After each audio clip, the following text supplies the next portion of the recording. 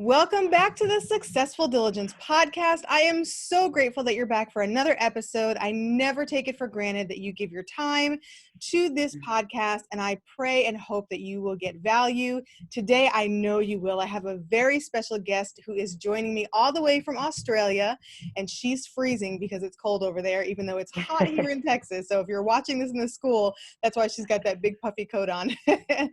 Mim Parisi is an amazing overcomer, conqueror, and she helps women who have suffered trauma and abuse or who are successful but have an ambition to take life to the next level to feel powerful and confident like they can conquer the world. And she does this through training of the mind and the body through the art of boxing. She has been in the industry for 12 years, and one thing that stands out to her when it comes to training and mindset is that women often, in particular, do not put themselves as a priority. She is a single mother of 3 who uses no excuses as a boundary to gain success. Mim is passionate and grateful to the life lessons that boxing training has taught her over the years, and I am so excited for you to be here, Mim. Welcome to the podcast. Thank you so much for having me on. I'm excited too. Freezing, but excited. I am so looking forward for my listeners to hear your journey because it's so powerful. So for my listeners who are not familiar with you, just tell me a little bit about who you are and how you got into boxing in the first place. Okay, so a really quick rundown. Obviously, we're going to discover this a little bit more through our session today. But I had a quite traumatic life. Lots of different things. I'm sure we're going to investigate that, as I said, as we go on. So quite traumatic life. I was married later on, like in my early 20s, had the 2 kids, felt like I should have been happy.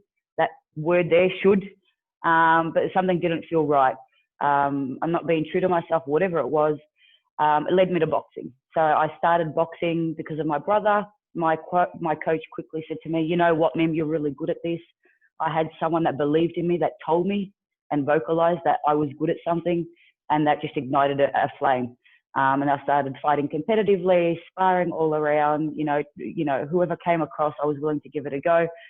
And then I realized that boxing actually was teaching me a lot of life lessons. So initially, I guess it was a bit of anger and frustration because of the trauma I had experienced. So that's what led me to boxing rather than running or any of these other classes that, you know, are in the mainstream gyms. There was something, that connection that led me to boxing. But then after a while, I really started thinking, hang on, all these angles and perspectives that I'm talking about in boxing and my fight training, if I apply this to my life, I'm really going to not get over, but utilize that trauma and really make it fuel for my success and where I wanted to go. Yeah, I love that. Using the trauma and the pain as fuel is such a powerful reframe that we don't often tap into. And it's so interesting that you said someone believed in you and therefore gave you the permission or the perspective to believe in yourself. Yeah. Was it when you were like a teenager, a young adult? You said you were married. I don't know how young you were. Like, when was it that you sort of tapped into that? It wasn't until later in life. So put in perspective, I was one of the trauma I went through in my life. I was sexually abused from age 7 to 11. Oh, wow. I held that in. I didn't say anything to anyone until that man actually passed away. And that wasn't until I was in my late 20s, 28, 29, 30 even. So I didn't say anything. I'd already started boxing for a couple of years at that point. But once he passed away, then I was able to, you know, gain my power back almost and say, this is what happened to me. And I had to bring it out to the light. And yeah, definitely that one person that said, you know, you're good at this. It just sort of went, okay, I can do this. Someone believing in you, you know what I mean? Sometimes that's all it takes. Yeah. Well, sexual abuse is a very powerful trauma. And the fact that you were able to verbalize it at all, some people take that to the grave. And so it takes a lot of courage to even express that. And I know, you know, I've worked with a lot of sexual abuse, you know, survivors, I'm going to call them. They're not, you could call them victims, but the people that I work with are conquerors and survivors like yourself. And I know that there's a lot of rage, you know, when you feel powerless and when your power has been taken from you without your permission. Was that anger that you were talking about, was it rage, or was it just sort of all that pent up, unresolved, I can't get this out, you know, I can't talk about it type of feeling? It wasn't a rage as such, like infuriating, because I was young, I really didn't know any better. I knew there was something off, but, I didn't know any better. But as an adult, keeping it in, I was doing it to protect my family because my father had recently come out of prison. I've got two brothers as well, and I actually didn't want them to hurt this man that did that to me because then it would land them in trouble. And my dad being out on parole, I'm like, this kid's just going to end in a recipe for disaster. So I sort of shut my mouth for a period of time. But then when he died, I had no option because it was either say something now or watch my brothers and my father carry his coffin out of the cemetery. And I couldn't stomach that. I'm like, I cannot see my family, my blood, honor this man in that way when in that manner. So I had to say something. Yeah. Did they believe you when you told them? Absolutely. Well, that's good. I mean, a lot of people are not believed. And so at least you had that support. And then the boxing sort of gave you that physical outlet to get a lot of that energy out of your body, which is really powerful, I think, because trauma gets held in the body a lot of times. And so Correct. I'm not surprised that boxing was a great fit for you. Forget the fact you And also like, have talent. yeah, like I said, there is something with boxing. When people come to me and find a connection with me, there's something that draws them to boxing. Because I say to them, you're not out there going for a run. You're not out there doing a step class or a pump class or many of these other classes. You've sought out boxing.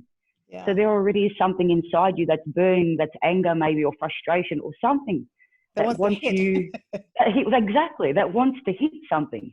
So what is it? And that's where the mindset comes into it. I tap into it. What is it that drew you to boxing and drew you to me in the first place?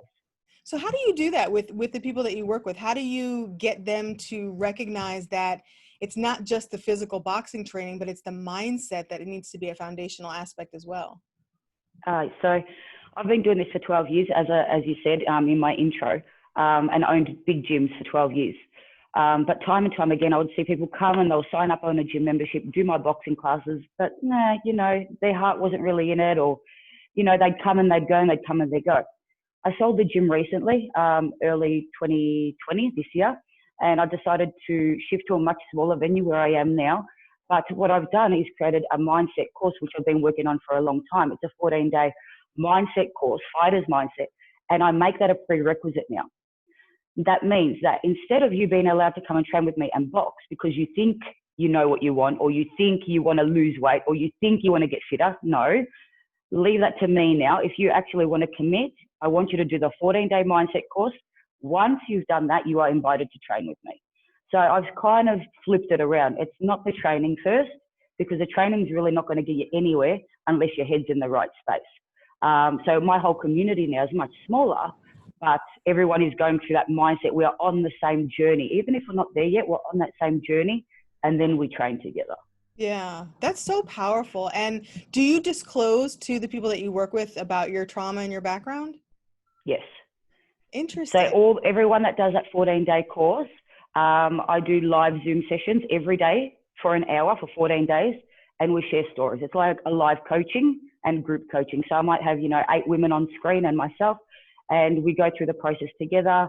I share, and I'm very transparent with my story because I expect the same from them. And we create a bond and trust. And then with that trust, then we build on it for the fitness and everything else. That is so powerful, because you're right. It does take that mindset work first. But when you have someone, and listeners, I always say this, you cannot teach what you don't know, and you cannot know it unless you've lived it and experienced it to own that. And clearly, Mim, you own that experience. And what I love is that it gives permission for those women that you work with to also release their trauma and to turn it into fuel for the good for their lives, just like you've done. And you're a leader, you can lead them down that path and show them how you've done it, and then, train their bodies, yes, but also to release that. That is so powerful, because it's life transforming. Yeah, and I'm getting great results from it. Like, the feedback I'm getting from these girls is exactly that. Because they're insecure, everyone has been through something, some sort of trauma. Gone are the days where we save that word trauma for people that have been to war, or police officers that have seen people dying. We now understand that trauma can be any amount of stress that you put on your body or your mind that you can't handle. So for some people, trauma might be one thing, but some people, like myself, I've had a lot of trauma, but I was given that because I can handle it. Does that make sense? Yeah, and I love the reframe, because I do that as well, is that, sometimes the horrible things that happen to us, reveals to us our strength and the depth of power that we really do have. And yes, going through it, it sucks and it hurts and it's, awful. But when you can do that mindset work and reframe it to use it as fuel and to turn it into gratitude, like you've done, that is profound. And that is so powerful. And that's what I was going to say. It really takes your power back. And I often say to them, whatever has happened in your life, you are going to allow that power to continue to own you, or you can take that power and you own it now. And you can do whatever you want with that. And acknowledgement is one of the first things. So having that community group around the people that are doing the course, small community, that it gives them permission to acknowledge it and own it. Okay, this is what happened to me. Let's talk about it. Yeah, I love that. So talk to me though about your journey. So as you took your power back and as you became empowered and strong, you're becoming a different person. You're not that person that went through that trauma. How did the people around you, your family, your husband, your kids, your dad, your brother, how did they respond to this new Mim that was emerging? That was really, it's a really good question, actually. I've not been asked that one before. Because with this change came a lot of change.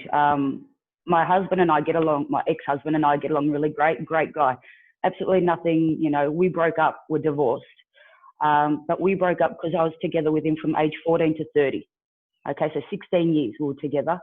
And then at 30, I decided to end the marriage.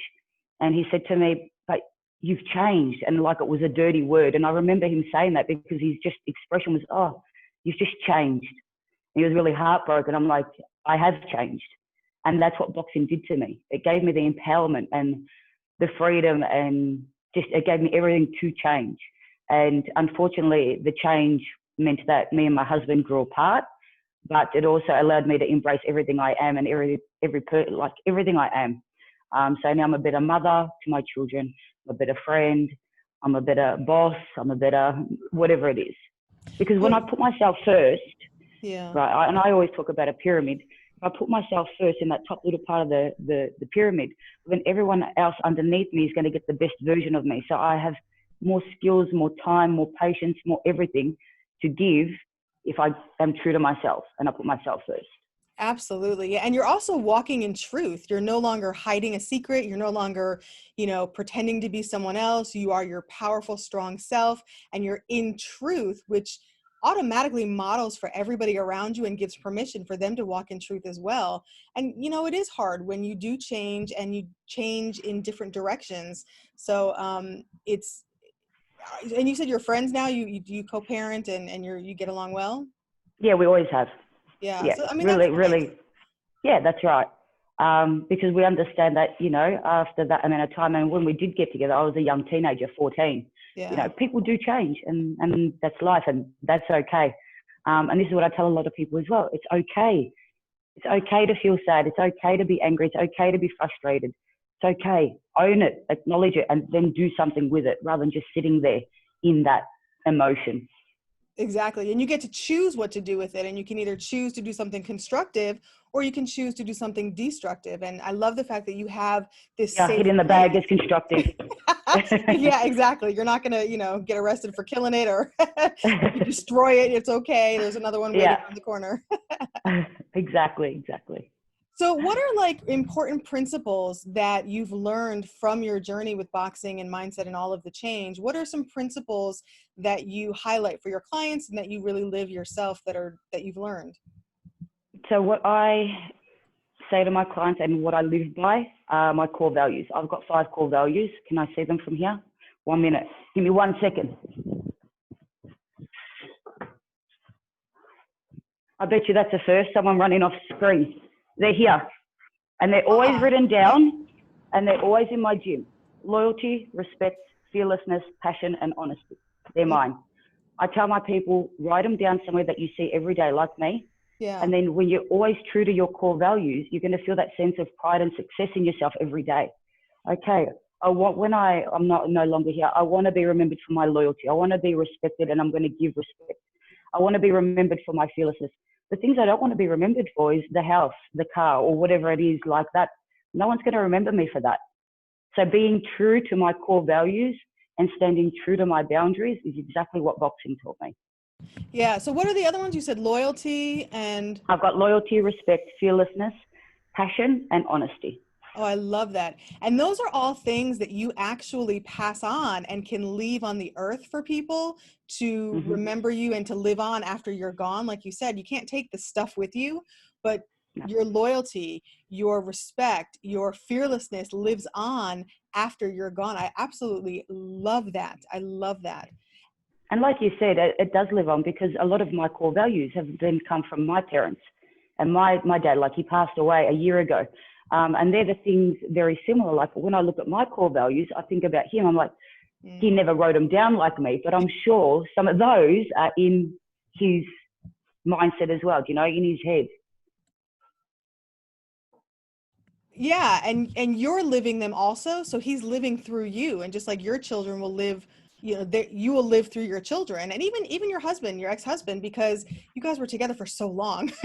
Yeah, There's parts of you that your history is connected and your journeys are connected, and you have kids together. You're always gonna be a part of each other, and part of you will always live on in those lives that you impacted, including your clients, because you, yeah, it sounds like, show up just so genuine in truth and just really give your all. So they're actually absorbing a lot of your strength and empowerment, making it their own. So you live on through them as well, which is so incredible. I absolutely love that.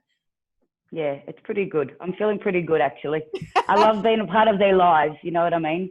Yeah. And I said to them, one lady that interviewed me on a podcast recently, she said, what do you hope for the women that do this course with you? What do you hope for them? And I paused and I said, I don't want to sound arrogant, but what I want for them is to be more like me. I Mm. want them to feel free. I want them to feel empowered, and I want them to feel like they can just conquer their life and just be the master of their life. That's what I want for them. Doesn't matter what they've been through. You know what I mean? I love, that's beautiful. That's absolutely beautiful. So my last question for you before we get into how people can connect with you is, what about yourself? What do you want next for yourself? What's the next level, the next dimension? Look, for me, I'm really happy where I am right now. Like, to be honest, like I said, I've had the big gyms. I've had hundreds of members. I've had that. I got rid of it early this year. As I said, I got rid of it. I wanted to downsize. I'm believing that the smaller community means I can give more. Mm. I can give more. I can reach more. I can be more genuine. I can be more. I want to know everyone that joins me now. Like, as I said, if they come through that that course, that short course, Fight for Life, then I'm going to know them. I'm going to know their story, their back history. They're going to know me. So when they come and train with me, I'm exactly where I need to be. I Yeah. don't need to be anywhere else. I love that. I feel empowered just talking with you. I feel like, yeah, I can fight too. I got this. So that That's what energy just people end comes up through. doing. I love it. I love it. So if people want to connect with you, if they want to take the course, I mean, we're in the United States, so we can't work with you unless we fly to to Australia. Well, I've got everything online actually. So Oh, all the perfect. courses, yeah, all the courses are online. All my boxing training is online. Everything is online. Because when you ask me what my next step is, I guess my next step is going from my community here to extending worldwide. Because I Yeah. know, if I can open that up and use the globe, I can target more women. But I know as well, I'm not for everybody. Mm. I'm a little bit rough around the edges. You might hear me swearing. Some people might not be able to relate to me. They might not connect with me, but there might be some that do. So by opening up to a global platform, then I'm be like, okay, just a little one from everywhere.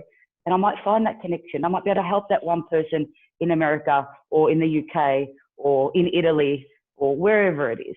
Yeah. And I really believe that we have people that are assigned to our lives that we're supposed to connect with and empower and give to, like give the gifts and talents that are inside of us. And I Mm-hmm. always say this, listeners, and you know this, that you have a responsibility to those people to become the best version of yourself so that they can get the gift of who you are, because that's why we're here, is to give that out to people. So I love that you are Yeah. accessible globally now, because there are so many women that can benefit and that can really, like I said, we're just on Zoom here and I feel really pumped and empowered. Like I want to go hit something now and just, yeah, I got it. I really feel that energy. And so I love Good. that. I love Yeah. that. Where can people find you? How can they sign up for the course? How can they follow you if they want to just get more of you? Where can they find you? Yeah, sure. So with the course, I don't do them all the time. Our next one is about to start at the end of September. Okay. So if anyone wants to be in that course, as I said, it's online, so it can be anywhere, wherever in the world you are. And I would love to see, lots of different people there from different walks of life. But you can head to my website, www.mimparisi.com, put your details in there to be on the waiting list to join that course in September. Otherwise, people can follow me on Instagram, The Fighter's Journey. Alternatively, Facebook, The Fighter's Journey, or Mim Parisi, just myself. And yeah, just follow what I'm saying daily. I'm doing videos all the time. As I said, they're always very transparent. And yeah, if that's you, give it a go.